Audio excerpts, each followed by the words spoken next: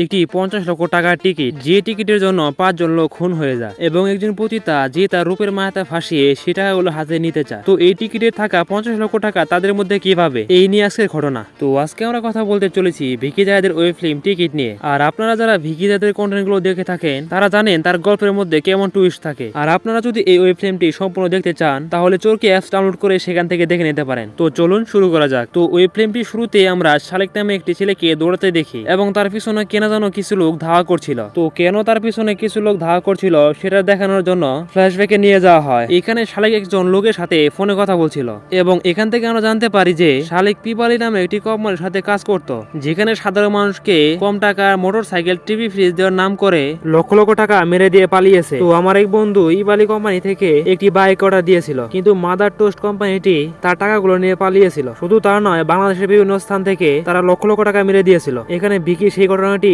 সুন্দরভাবে উপস্থাপন করেছে। এদিকে শালিকের ক্লায়েন্টরা টাকার জন্য তাকে বারবার ফোন দিচ্ছিল, কিন্তু শালিকের কাছে একটি টাকাও নেই বলে সে তার ফোনের সিম খুলে ফেলে দেয়। তো এরপর আমরা একটি বৃদ্ধকে দেখি, সে একটি পত্রিকার দোকানে গিয়ে দেখছিল যে লটারির কোনো নিউজ আসছিল কিনা। তো এরপর আমরা সুবর্ণা নামে একটি মেয়েকে দেখি, সে ফোনে একটি ছেলের সাথে কথা বলছিল। এখানে তাদের কথা থেকে আমরা জানতে পারি যে সুবর্ণা হয়তোবা ওই ছেলেটিকে ভালোবাসে, তাই তার সাথে পালানোর জন্য বের হয়েছে। কিন্তু এখানে ছেলেটি বলে, আমি অফিসের কাজে আটকা পড়ে গেছি, আমি তোমার সাথে লঞ্চ ঘাটে দেখা করব। তো এরপর আমরা বাস স্টেশনের পাশে শালেককে আতা নামে একটি ছেলের সাথে দেখি। আতা শালেকের সাথে শালেকের গ্রামের বাড়ি যাবে শালেকের বিয়ের জন্য। এখানে আমরা একটু অবাক হয়ে যাই, কারণ শালেককে তার পাওনাদার টাকার জন্য খুন করার হুমকি দিচ্ছে, আর এইদিকে শালেক কেন বিয়ে করার জন্য তার গ্রামের বাড়ি যাচ্ছে। তো এটি আমরা পুরো জানতে পারবো। এরপর আতা ও শালেক বাসে গিয়ে দেখে সেখানে কোনো সিট নেই। এটা দেখে আতা বাসের কন্ট্রাক্টরকে ডাক দিয়ে গালাগালি করে। এমনিতে আতার মাথা সবসময় গরম হয়ে থাকে। তো এখানে এই ছেলেটির নাম মজনু। এখানে মজনু এসে আতাকে বলে, কি গালি দিচ্ছেন কেন? আতা বলে, তোকে গালি দিব না তাহলে কি চুমু খাবো নাকি? এরপর আতা মজনুর গ্রামের বাড়ি কই জিজ্ঞেস করলে মজনু বলে বিবাড়িয়া। এটা শুনে আতা চুপ হয়ে যায়। আমার মনে হয় এখানে ব্রাহ্মণবাড়িয়াকে বিবাড়িয়া বলে চালিয়ে দেওয়া হয়েছে। আর আমরা সবাই কম বেশি জানি ব্রাহ্মণবাড়িয়ার লোকরা কেমন হয়। আপনারা যদি ব্রাহ্মণবাড়িয়া থেকে কেউ দেখে থাকেন তাহলে অবশ্যই কমেন্টে জানিয়ে দিবেন। তো কি আর করা, আতা ও শালেক মিলে পিছনে একটি সিট ফাঁকা থাকায় সেখানে বসে পড়ে। এখানে আমরা ওই বৃদ্ধ লোকটিকে দেখি যে লটারির টিকিট কিনেছিল। এরপর আমরা বাসে সুবর্ণার পাশে একটি লোককে এসে বসতে দেখি। এখানে এই লোকটি হলো একজন কবি। এখানে কবি সুবর্ণার পাশে বসে সুবর্ণার সাথে খারাপ ব্যবহার করছিল এবং এইখানে আমাদের দেখানো হয় সুবর্ণা একজন পতিতা এবং এই কবি একদিন সুবর্ণার সাথে রাত কাটিয়ে 2000 টাকার কথা বলে 500 টাকা দিয়েছিল। তো এরপর একটি পেট্রোল স্টেশনে বাস থামলে বাসের ড্রাইভার ও মজনু দূরে এসে কথা বলে। এখানে তাদের কথা থেকে আমরা জানতে পারি মজনু একজন রোহিঙ্গা আর এই ড্রাইভার মজনুর বাবা। তো এরপর মজনুর বাবা মজনুকে বলে দালালকে ফোন দিত। এরপর সে দালালকে ফোন দিলে দালাল বলে, তোর বউ আর মেয়ে বর্ডারের একটি গ্রামে আটকা পড়ে আছে, আর তুই যদি তাদের বাংলাদেশে আনতে চাস তাহলে 5 লক্ষ টাকা করে 10 লক্ষ টাকা লাগবে। এটা শুনে মজনুর বাবা বলে, ভাই আমার কাছে তো এত টাকা নেই, সব মিলে 1 লক্ষ টাকার কম হবে। এটা শুনে দালাল মজনুর বাবাকে গালি দিয়ে ফোন কেটে দেয়। অন্যদিকে ওই বৃদ্ধ লোকটি পেট্রোল পাম্পের পাশে একটি দোকান থেকে একটি নিউজ পেপার কিনে আনে। তো এরপর সেখান থেকে বাসটি ছেড়ে দেয়। তো বাসের মধ্যে দেখতে পারি সেই বৃদ্ধ লোকটি নিউজ পেপারে লটারির ফলাফল খুঁজতেছিল। এটা দেখে আতা বলে, কি দাদু কি দেখছেন? দাদু বলে, আর বলো না, দোকানদার কইলো আজকে নাকি লটারির রেজাল্ট বের হয়েছে, কিন্তু আমি তো এখানে খুঁজেই পাচ্ছি না। এটা শুনে আতা পেপারটি টান দিয়ে নিয়ে দাদুকে লটারি নিউজ বের করে দিয়ে বলে, দাদু আমি জীবনে লক্ষ লক্ষ টাকার টিকিট কিনেছি, কিন্তু কোনো কাজ হয় নাই। তো এরপর আতা আরো বকবক করছে। এমন সময় দাদু বলে ওঠে, মিলে গেছে। আতা বলে, দাদু কি মিলে গেছে? দাদু বলে, এই যে দেখো লটারির টিকিট। তো এরপর আতা লক্ষ্য করে সত্যি তো টিকিটটা মিলে গেছে। এটা দেখে আতা সাথে সাথে একটি চাকু বের করে বৃদ্ধ লোকটিকে বলে, টিকিটটা দিয়ে দেন দাদু, না হলে এটা কিন্তু ঢুকিয়ে দিব। এটা দেখে দাদু চিৎকার করতে যাবে, এমন সময় শালেক দাদুর মুখ চেপে ধরে। তো এরপর একটু পরে দাদু মারা যায়। এটা দেখে তারা দুজনে খুব ভয় পেয়ে যায় এবং এই দাদুকে মারা নিয়ে তাদের মধ্যে ঝগড়া শুরু হয়ে যায়। এরপর শালেক বলে, আতা শোন, আমরা সামনে কোনো স্টেশন পেলে নেমে যাব, কিন্তু এর মধ্যে তুই কারোর সাথে কথা বলবি না। যদি আমরা কোনোভাবে ধরা পড়ে যায় তাহলে কিন্তু আমরা দুজনে জেলে যাব, কারণ দাদুর পাশে তুই আর আমি ছিলাম, আর দাদুকে এইভাবে রেখে দিব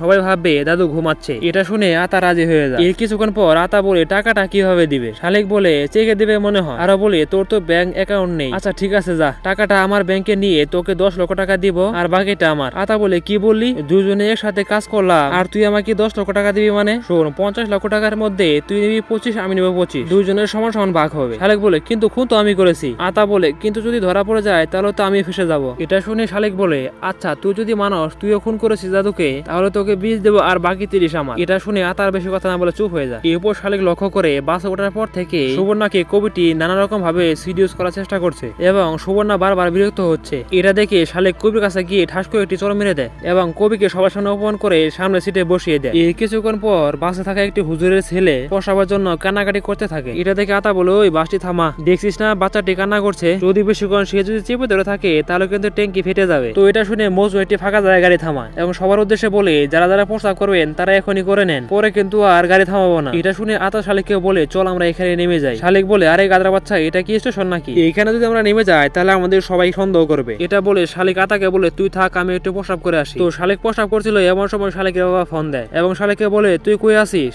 শোন কালকে কিন্তু তোর গায়ে হলো, তুই তাড়াতাড়ি চলে আসিস। শালিক বলে না গেলে হয় না বাবা, মেয়েটার তো চেহারা শুরুত ভালো না, আমি শুধু টাকার জন্য বিয়ে করতে রাজি হয়েছিলাম কিন্তু এখন আর টাকা লাগবে না। এটা শুনে তার বাবা বলে কিন্তু আমি তো যৌতুকের 5 লক্ষ টাকা থেকে 2 লক্ষ টাকা দিয়ে 2টি গরু কিনেছি আর গরুকে খাওয়ানোর জন্য মেয়ের বাপের জমিতে ঘাস লাগিয়েছি। এটা শুনে শালিক বলে আচ্ছা আমি সকল টাকা সুদে আসলে ফিরিয়ে দিব। অন্যদিকে আতা শালিককে কথা বলতে দেখে মনে মনে ভাবে শালিক হয়তো সকল টাকা মেরে দেওয়া ধান্দা করছে, তাই আতা মনে মনে প্ল্যান করে যে সে নিজে 50 লক্ষ টাকা নিয়ে নিবে। এরপর শালিক বাসে উঠে বলে কি চিন্তা করছিলি, শোন টাকা একে নেবো না তোকে দিব। তো এরপর আবারও গাড়ি ছাড়লে একটু দূরে গিয়ে আবারও গাড়িটি থামিয়ে দেয়। এটা দেখে সবাই জিজ্ঞেস করে কি হয়েছে রে, আবার বাস কেন থামালি? মজনু বলে সামনে পুলিশ। এটা শুনে তো শালিক ও আতা খুবই ভয় পেয়ে যায়। এরপর যখন পুলিশ বাসের মধ্যে উঠে তখন আতা ও শালিকের বিচি কান্দে উঠে যায়। তো এখানে প্রথমে পুলিশ হুজুরের বইয়ের নাম জিজ্ঞেস করে এবং তার পাশে থাকা হুজুর কি হয় সেটা জিজ্ঞেস করলে মেয়েটি বলে আমার হাজবেন্ড হয়। তখন পুলিশ বলে তার নাম কি? তখন হুজুরের বউ নাম বলতে চায় না এবং বারবার হুজুরের দিকে তাকায়। এখানে হুজুর বলে স্যার আমার বউ তো খুব পর্দাশীল তাই নাম নিচ্ছেন আমার,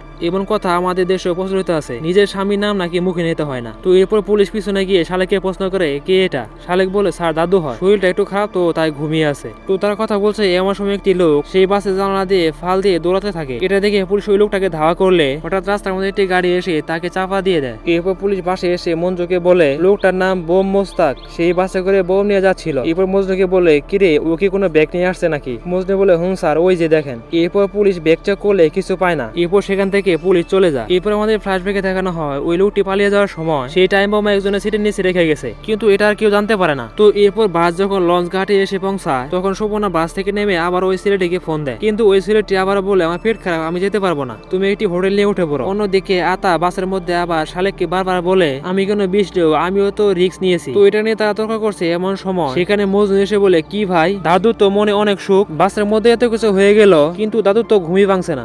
এটা বলে মজনু বৃদ্ধ লোকটিকে দাদু দাদু বলে ডাকতে থাকে। এটা দেখে আতা রেগে গিয়ে মজনুকে গালি দেয়। এরপর শালিক কোন রকম মজনুকে বুঝ দিয়ে ওইখান থেকে পাঠিয়ে দেয়। তো সেখান থেকে মজনু চলে গেলে আতা বলে আমার মনে হয় ওই আমাদেরকে সন্দেহ করেছে, আচ্ছা আমি একটা কাজ করি ওকে দেখে আসি, ওকে কারোর সাথে ফোন দিয়ে বুদ্ধি করছে কিনা, সাথে একটা বিড়িও খেয়ে আসি। এরপর আতা বাইরে বিড়ি খেতে গেলে সেইখানে সুবর্ণা আসে এবং শালিকের কাছে গিয়ে বলে কেমন আছো। তো এইখানে তাদের কথার মধ্যে থেকে আমরা জানতে পারি শালিক একদিন সুবর্ণার কাছে গিয়েছিল কিন্তু সুবর্ণার সাথে কিছু করার আগে শালিকের কাজ হয়ে যায়। তো তারা কথা বলছে এমন সময় হুজুরের বউ বাচ্চাটিকে নিয়ে বাসে উঠে পড়ে এবং তাকে কেউ একজন ফোন দিওয়াতে সে ফোনে কথা বলে। তো হুজুরের বউ কথা বলছে এমন সময় সেই সুযোগে তার বাচ্চাটি ওই বৃদ্ধ লোকটির কাছে যায় এবং সেখানে তার পকেটে একটি চকলেট দেখতে পারে। এটা দেখে সেই বাচ্চাটি দাদুর কাছে চকলেটটি বারবার চাইতে থাকে। ওইদিকে শালিক তো সুবর্ণার সাথে ধ্যানে বসে আছে। তো এক পর্যায়ে বাচ্চাটি যখন বৃদ্ধ লোকটিকে ধাক্কা দেয় তখনই সে পড়ে যায়। এরপর বাচ্চাটি বলে দাদু ব্যথা পেয়েছে, দাদু ব্যথা পেয়েছে। এটা শুনে শালিকের হুঁশ ফিরে আসে এবং সে তাড়াহুড়া করে যেতেই একটি কলার খোসার উপরে পা পড়ে চিত হয়ে পড়ে যায়। এটা দেখে আতা তাড়াতাড়ি চলে আসে এবং দাদুকে বসিয়ে দেয়। এই সকল ঘটনা আবার উপর থেকে কবি দেখছিল। এরপর কবি বলে পাখি তো উঠে গেছে পড়ে আছে খাঁচা, পাখিরে যারা মেরেছিস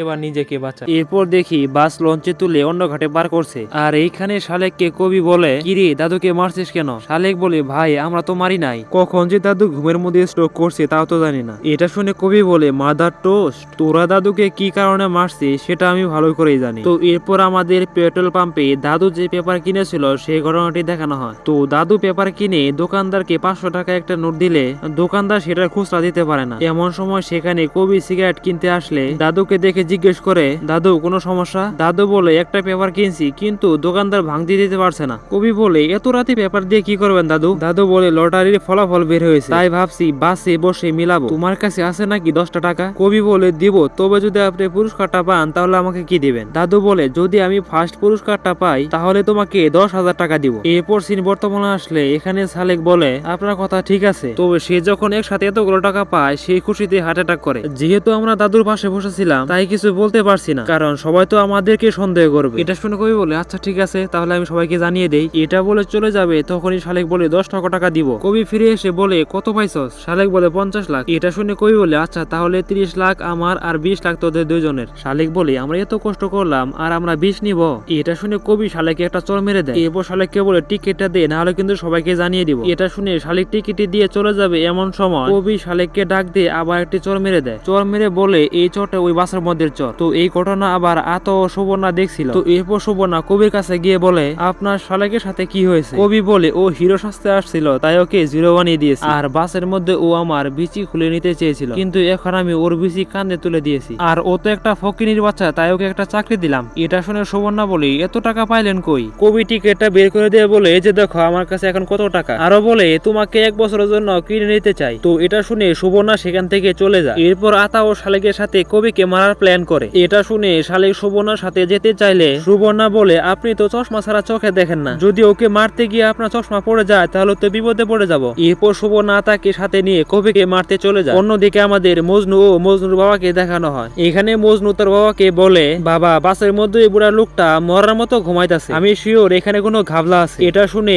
মজনুর বাবা বলে শোন ওরা যা করার করুক, তুই চিন্তা কর কি হয় 10 লক্ষ টাকা জোগাড় করবি আর তোর মা বোনকে এখানে নিয়ে আসবি। এরপর আমরা দেখি সুবর্ণা কবিকে ধ্যানে বসিয়ে দিয়েছে। আশা করি বুঝতে পারছেন যে কোন ধ্যানের কথা বলছি। আর পিছন থেকে আতা লাঠি দিয়ে কবিকে মারতে যাবে এমন সময় কবি টের পেয়ে যায় এবং তাদের মধ্যে লড়াই শুরু হয়ে যায়। এটা দেখে সুবর্ণা তার চোখ উল্টা করে ফেলে। তো এরপর যখন কবি সুবর্ণার চোখের দিকে তাকায় তখনই ভয় পেয়ে আতাকে ছেড়ে দেয়। এই সুযোগে আতা কবিকে মেরে ফেলে এবং টিকিটটা নিয়ে কবিকে পানির মধ্যে ফেলে দেয়। এরপর সুবর্ণা আতাকে বলে শুনেন যা কষ্ট করার আমি আর আপনি করছি। আর ওইদিকে শালিক বাসের মধ্যে বসে আছে, এখন যদি আমরা ওকে সরিয়ে দেই তাহলে পুরো টাকা আপনার আর আমার। আতা বলে হ্যাঁ আমিও তাই ভাবছি। তো এরপর বাস অন্য ঘাটে আসলে মজনু সবাইকে বলে আপনাদের মধ্যে কি সবাই বাসের মধ্যে আসছে? এটা বলে মজনু লক্ষ্য করে যে কবি বাসের মধ্যে আসেনি। এরপর মজনু বলে কবি কোথায় গেছে, আপনারা কি কবিকে দেখেছেন? এটা শুনে একজন বলে ওঠে আরে কবি হয়তোবা মদ খেয়ে কোথাও মাতাল হয়ে পড়ে আছে, আপনি বাস ছাড়েন তো। তো এরপর বাস ছেড়ে দিলে কিছু দূর যাওয়ার পর বাসটি আবারও থামিয়ে দেয়। তো এরপর বাসের মধ্যে পুলিশ এসে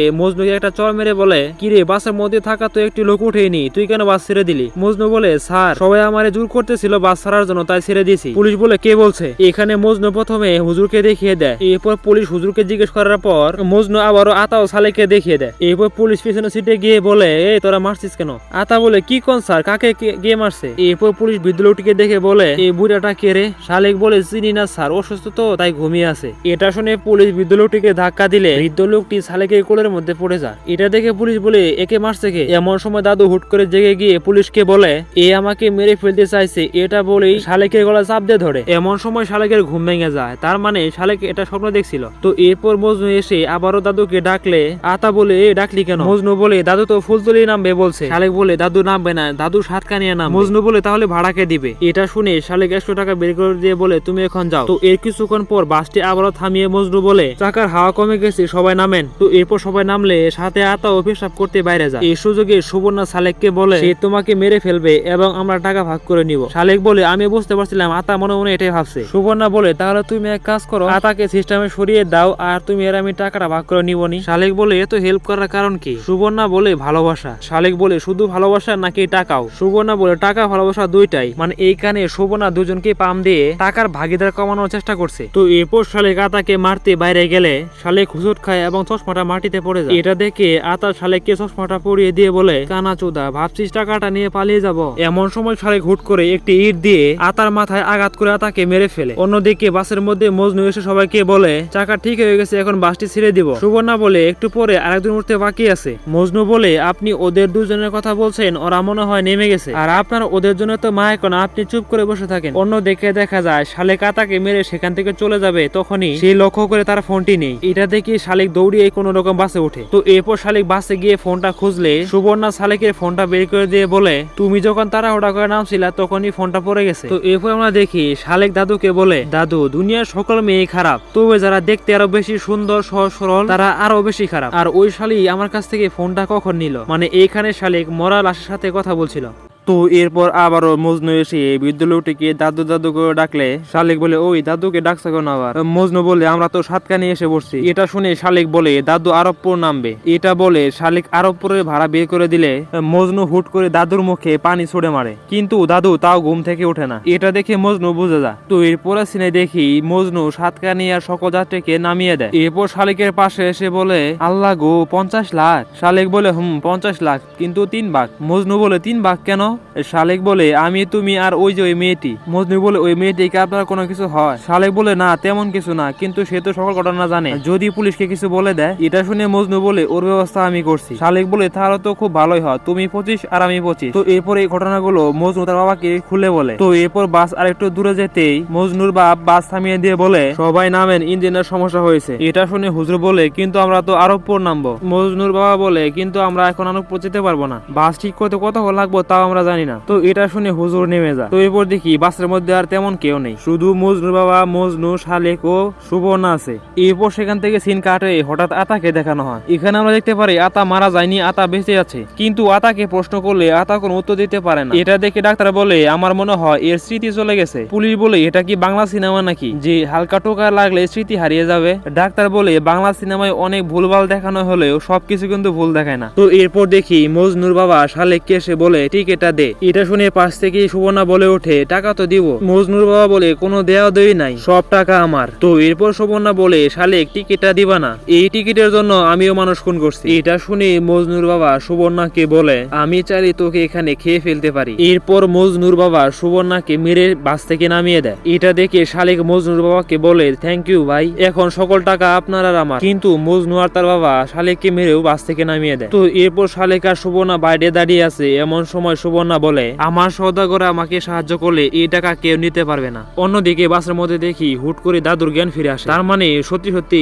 দাদুটি মারা যায়নি। এটা দেখে মজনু দাদুর গলা চেপে ধরে সত্যি সত্যি মেরে ফেলে। তো এই সুযোগে শালিক এসে মজনুর বাবাকে পিছন থেকে চাকু মেরে দেয়। এরপর শালিক টিকিটা নিয়ে সেখান থেকে দৌড়িয়ে পালিয়ে যায়। এটা দেখে মজনু তাদের পিছনে গেলে জঙ্গলে একটি মেয়ের কান্না শুনতে পায়। তো এরপর মজনু ভয়ে ভয়ে মেয়েটির কাছে গিয়ে দেখে এটা সুবর্ণা। এটা দেখে সুবর্ণাকে বলে মাদার টোস্ট শালিক কই? সুবর্ণা বলে ও আমাকে মেরে টিকিটা নিয়ে ওই গাছটির দিকে পালিয়েছে। এটা শুনে মজনু সেই দিকে চলে গেলে আমরা দেখি শালিক বাসের মধ্যেই বসে আছে। এরপর সুবর্ণা এসে শালিককে বলে সুযোগ আছিল, আমরা তো পালিয়ে গেলেই পারতাম। এটা শুনে শালিক বলে এত প্রমাণ রেখে গেলে পুলিশ আমাদের ধরতে একদিনের সময় লাগতো না। তো শালিক কথা বলছে এমন সময় মজনুর বাবা পিছন থেকে শালিকের গলা চেপে ধরে। তো শালিক প্রায় মারা যাবে এমন সময় সুবর্ণার চোখ কেন জানি অদ্ভুত ভাবে উল্টে যায়, আর ওই চোখের দিকে যখনই মজনুর বাবা তাকায় তখনই সে অদ্ভুত ভাবে রক্তবমি করে মারা যায়। এরপর শালিক সুবর্ণার দিকে তাকালে শালিকও খুব ভয় পেয়ে যায়, কিন্তু শালিকের কিছুই হয় না। এরপর সুবর্ণা শালিকের কানের কাছে এসে বলে তুমি ভয় পেও না, তোমাকে সওদাগর বাঁচিয়ে দিয়েছে। শালিক বলে সওদাগর কে? সুবর্ণা বলে একটা জিন। তো এরপর আমরা দেখতে পারি ওই যে বম মোস্তাক বাসের মধ্যে বমটি রেখে গেছিল সেটা ফাটতে আর 4 মিনিট বাকি আছে। তো এরপর আমরা দেখি মজনু শালিককে না পেয়ে বাসের মধ্যে উঠতে যায়। এমন সময় শালিক মজনুর গলায় চাকু ঢুকিয়ে দেয়। এরপর সকল লাশকে বাসের মধ্যে তুলে বাসে আগুন লাগিয়ে দেওয়ার প্ল্যান করে। এমন সময় শালিকের বাবা শালিককে ফোন দিলে শালিক বলে তুমি পেট্রোল ছিটা, আমি বাবার সাথে কথা বলে আসি। এরপর শালিক বাইরে গেলে তার বাবা বলে বিয়েটা কর, তাছাড়া কিন্তু আমার উপায় নাই। কিন্তু এদিকে শালিক বারবার মানা করে দেয়। এমন সময় হুট করে বাসের মধ্যে বমটি ফেটে যায়। এটা থেকে শালিক একটা অদ্ভুত হাসি দেয়, মানে এখন সকল টাকা তার। তো এরপর আমরা দেখতে পারি শালিক 50 লক্ষ টাকা পেয়ে যায়, কিন্তু কেন জানি শালিক সেই টাকাগুলো অদ্ভুত ভাবে খেতে থাকে। এমন সময় একটি মেয়ে শালিককে ডেকে বলে স্যার আপনাকে ভিতরে ডাকছে। তার মানে শালিক এটা স্বপ্নে দেখছিল। এরপর শালিক ভিতরে গেলে এখানে শালিক জানতে পারে এটা 2022 সালের টিকিট, কিন্তু এখন তো বর্তমানে 2023 সাল। এটা দেখে শালিক পাগলের মতো হয়ে যায়, মানে 50 লক্ষ টাকার জন্য এত কষ্ট করলো, এত খুন করলো, তাতেও কোনো লাভ হলো না। তো শালিক রাস্তা দিয়ে হাসছে। এমন সময় একটা লোক এসে বলে এই তুই শালিক না? এটা শুনেই শালিক দৌড় দেয়। আর এই সিনটাই আমরা প্রথম দেখেছিলাম। তো এরপর সেখান থেকে সিন কাট হয়ে আবার আতাকে দেখানো হয়। এখানে ডাক্তার পুলিশকে বলে একে ধরার সময় যে জিনিসগুলো পেয়েছিলেন সেইগুলো এখানে নিয়ে আসে, কারণ ওইগুলো দেখার পর হয়তোবা এর স্মৃতি ফিরে আসতে পারে। তো এরপর সিন আবারও শালিকের কাছে আসলে শালিক দৌড়ে একটি রুমের মধ্যে গিয়ে দরজা আটকিয়ে দেয়। এরপর শালিক তার বাবাকে কল দিলে অন্য একজন ফোন রিসিভ করে বলে এতক্ষণে তোর বাবার খবর নেওয়ার সময় হলো, তোর বাপ আর নাই, তোর বাপকে ওরা পিটিয়ে মেরে ফেলেছে। এটা শুনে শালিক হাতের কবজি কেটে আত্মহত্যা করে। এরপর আবারও হাসপাতালে আতাকে দেখানো হয়। এখানে একটি নার্স এসে শালিককে ধরার সময় যে জিনিসপত্র ছিল সবগুলা নিয়ে আসে। এখানে আমাদের আসল টুইস্টই দেখানো হয়। এখানে আমরা একটা টিকিট লক্ষ্য করি। এরপর আমাদের দেখানো হয় বাসের মধ্যে যে আতা শালিকের কাছ থেকে টিকিটটা নিয়েছিল সেটা তার প্যান্টের পকেটের ভিতরে রেখে দিয়েছিল, কিন্তু শালিক আতাকে মারার পর সে আতার বুক পকেট থেকে অন্য একটি টিকিট নিয়েছিল, যে টিকিট 2022 সালে আতা নিজে কিনেছিল। তো এরপর সিন বর্তমানে আসলে আতা সেই টিকিটটি সম্পাপড়ি ভেবে খেয়ে ফেলে। এই ওয়েব ফিল্মটিতে তুলে ধরা হয়েছে লোভ মানুষকে কতটা নিচে নামিয়ে দেয় এবং লোভের ফলে মানুষ কতটা হিংস্র হয়ে যায়। এখানে প্রতিটি ক্যারেক্টার পরিস্থিতির শিকার হয়ে এখানে টাকা লোভ করেছিল, কিন্তু তারা এই টাকাটা কেউ পেল না। তো সিরিজটি কেমন লাগলো অবশ্যই কমেন্টে জানিয়ে দিবেন।